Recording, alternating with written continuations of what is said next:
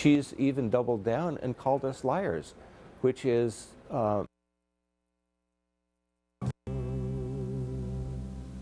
stop rolling downhill like a snowball headed for hell. Sing it with me. Stand up for the flag and let's all ring the Liberty Bell. Let's make a Ford and a Chevy that would still last 10 years like they should. 'Cause the best of the free life is still yet to come. The good times ain't over for good.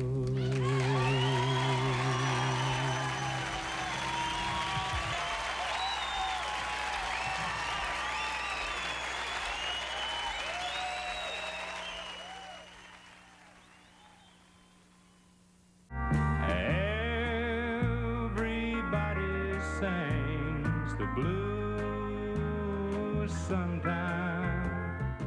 Country music has lost a true icon. Today, CMT remembers Merle Haggard. For the next half hour, we will take an inside look at Merle's incredible career and unforgettable music. We'll start things off with a look back at the life of this legend and how his early days certainly did not suggest a celebrated future. I drink a little beer that evening and sing a little bit of these working man blues.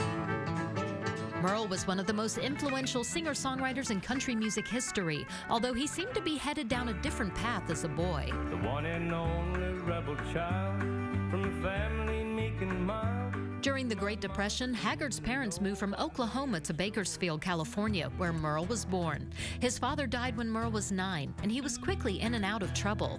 First time I was sent to juvenile hall, I was 11 years old, and by the time I was 18, 19 years old, they were calling me words like incorrigible.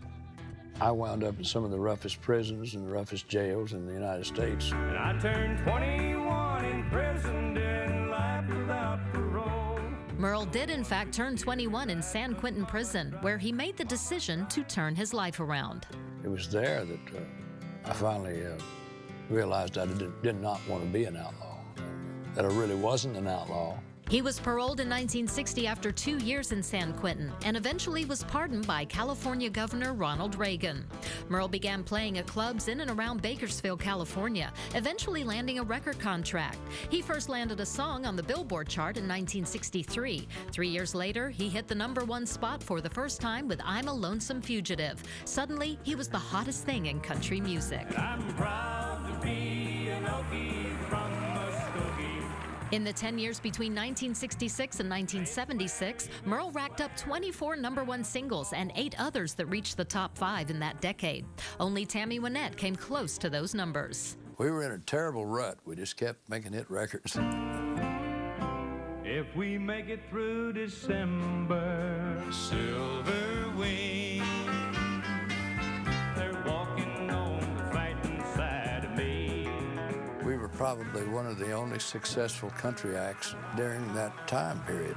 Along with Buck Owens, Merle and his band, The Strangers, were responsible for creating the so-called Bakersfield sound, which relied heavily on the twang of the Fender Telecaster guitar. I hear people talking bad about the way we have to live here in this country. Merle wasn't just a performer. Nicknamed the Poet of the Common Man, he wrote most of the songs he took to the top of the charts. It's a big thing to me to be called a writer, and I want to be a writer. And I've always wanted to be a writer, I think, more than I wanted to be a singer, even more than I wanted to play guitar. The Country Music Entertainer of the year 1970, Merle Haggard. In 1970, he was named Entertainer of the Year and Top Male Vocalist by both the Country Music Association and the Academy of Country Music. We don't make a party out of nothing. Merle performed songs like Okie from Muskogee in front of presidents at the White House and to packed houses, even stadiums across the country. He went on to win every major award, including induction into the Country Music Hall of Fame in 1994. In 2010, he was honored by the Kennedy Center for the Arts for a Lifetime of Excellence alongside Paul McCartney and Oprah Winfrey. I owe my life, and my children owe their lives to the way people accepted me in music. And music pulled me out of the depths of despair and gave me the shining light to head towards. And he turned out to be a bright light for so many musicians he influenced. As you saw there, Merle spent time in the famous San Quentin prison. That's a big part of Merle's legend. It's something he wasn't proud of, but the experience certainly turned his life around. This is the north block here. Stepping back inside the walls of San Quentin decades ago had to bring back memories. Is it death row now? It's all death row. The warden led a prisoner down the hallway. Merle was only 18 years old when he was sent to prison. In his last interview with us in 2013, he said he learned a lot about life during his 2+ years there. I don't know, I think some people serve time in the Army. Some people do different things to grow up. You know, I happen to have been incarcerated in a small closed area with a bunch of young idiots. And it's a pretty good education, pretty fast education on how to survive around people. There's no way to get away from your own reputation. You're there the next day, and so is the person you talk to. It's pretty good lessons. In the early years of Merle's career, his prison record wasn't widely known. That is until he went on Johnny Cash's TV show. He knew that I'd been in prison, and he said he wanted to tell the people on the show. I said, "Oh man, let's don't do that, you know." And he said, "If you do," he said, "they'll never be able to harm you in the tabloids." And so anyway, he talked me into it, him and June. Well, he said, "Honesty is the best policy in the long run, don't you think?" I said, "I do."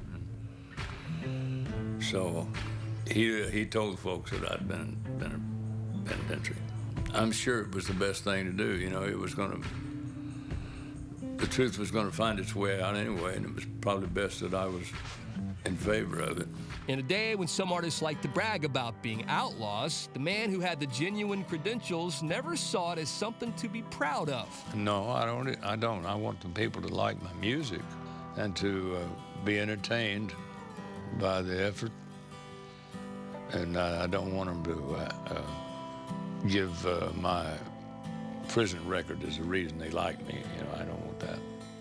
San Quentin may have been a dark part of Merle's history, but it certainly didn't rob him of a great sense of humor. Very true. Merle could do spot-on impressions of his fellow country stars. Check out this appearance on the Glenn Campbell Good Time Hour from 1972. Hey, quiet. You gotta do Buck Owens. Okay, do Buck. Oh, the sun's gonna shine.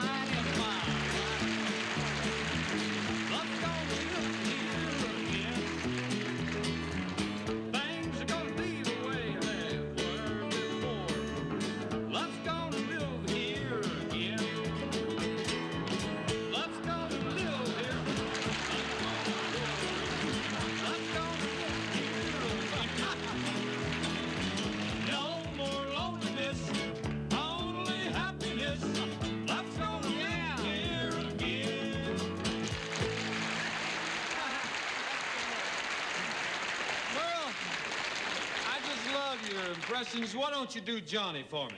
Johnny Cash, he'd kill me. No, we'll come on, let's do it. Do Johnny Cash. I'll tell you what, you keep an eye out for him, and I'll try. We'll watch for it. Okay. Here we go.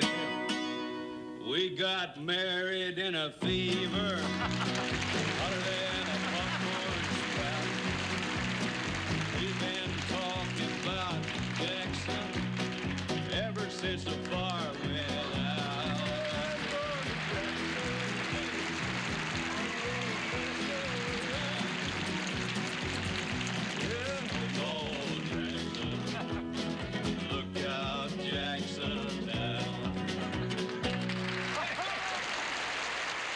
What a fun clip. We have more memories of Merle Haggard on the way. We'll hear from fellow country stars who were influenced by him and see full performances of a few of his biggest hits. As CMT remembers Merle Haggard.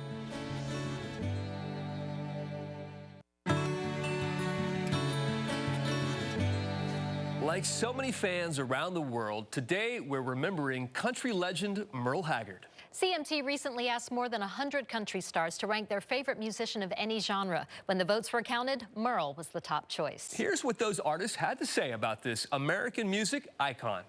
The one and only Merle Haggard and the Strangers. Merle Haggard is the soul of country music, the consummate singer-songwriter.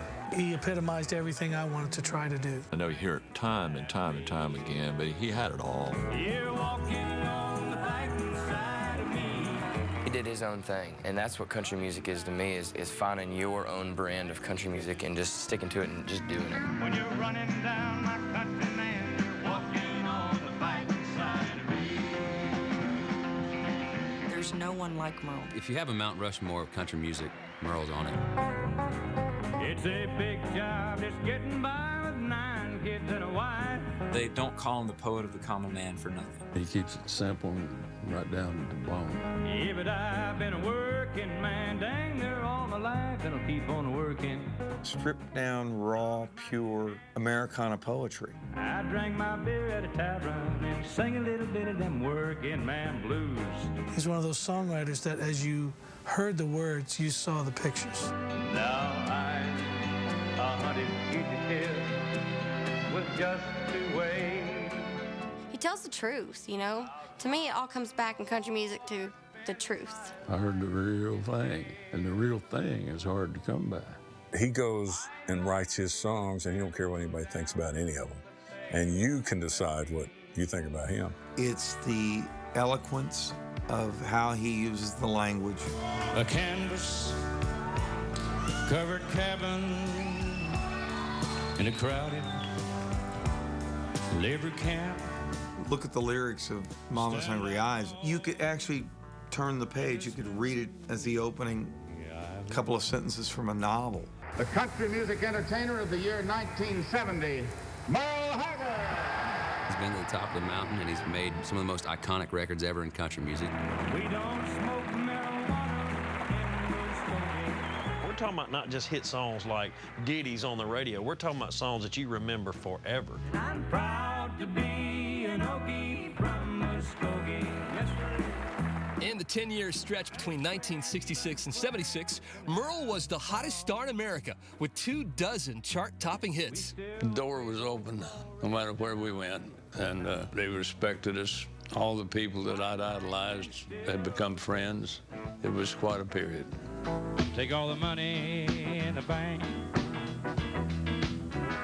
I think I'll just stay here and drink. The guys that I really dig they're like real men, and Haggard is the epitome of that. First thing I remember knowing, the lonesome whistle blowing, and the youngest dream of growing up to ride. He said, come up on the bus a minute. He drug that guitar out, and we sat there probably 2 hours and sang old Haggard songs. And I was like, this is what I showed up this circus for right here. Mama tried to raise me better, and everything I denied, that leaves only me to blame. Mama tried. The timeless sound, it'll never go out of style, and the subjects will never go out of style. Let him sing me back home, the song I used to hear.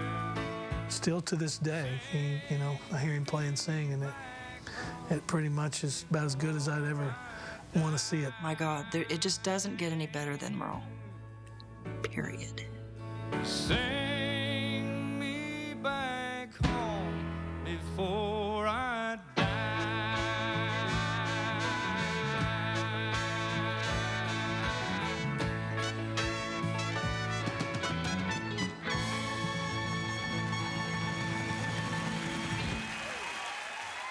Amen.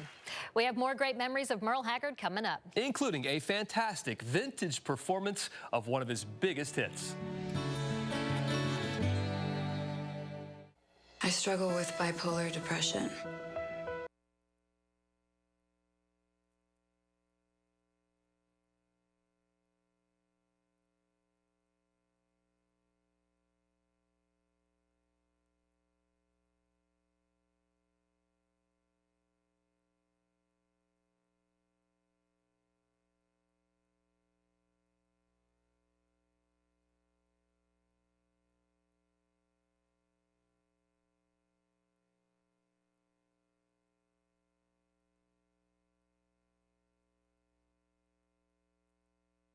besides those of his years later, when he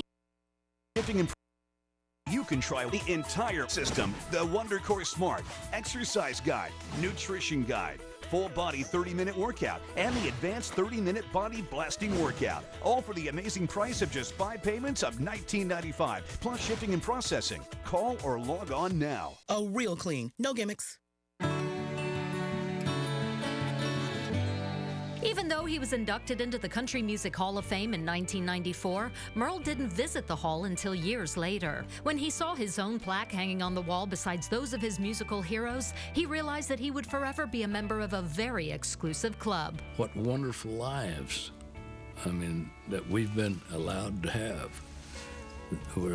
If there was ever a chosen few, they're down there. Somewhere in the past, if there's more than one life, we must have done something right to be allowed to be who we are in this life. Always humble. Today, CMT remembers Merle Haggard. Next up, a performance of the song Merle took to #1 in 1968. It's a song that's been covered by everyone from the Grateful Dead to Joan Baez. Here's the Hag with Mama Tried.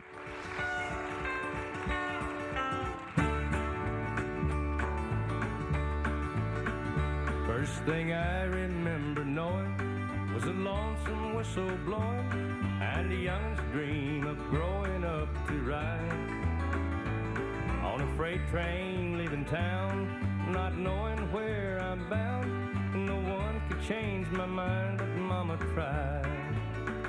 The one and only rebel child from a family meek and mild, my mama seemed to know what lay in store. In spite of all my Sunday learning, toward the bad I kept on turning, till Mama couldn't hold me anymore. And I turned 21 in prison, doing life without parole. No one could steer me right, but Mama tried, Mama tried, Mama tried to raise me better, but her pleading I denied. That leaves only me to blame, 'cause Mama tried.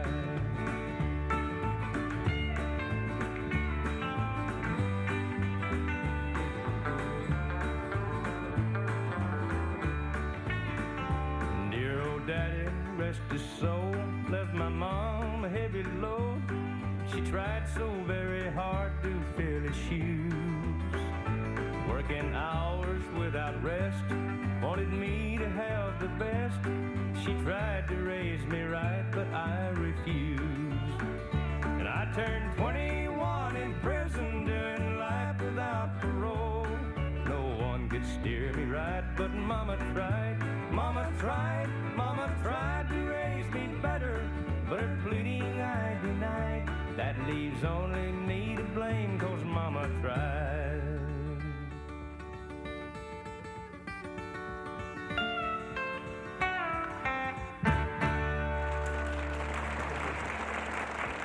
What a performer. One of a kind. Stay with us as CMT remembers Merle Haggard.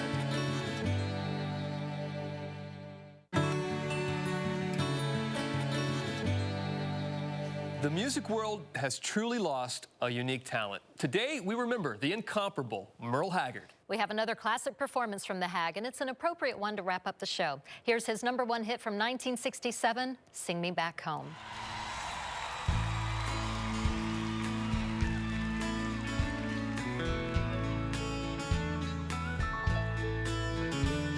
The warden led a prisoner down the hallway to his doom. I stood up to say goodbye like all the rest, and I'd heard him tell the warden just before he reached my cell, let my guitar play in friend to my request. Let him sing me back home with the song I used to hear. Make my old memories come alive.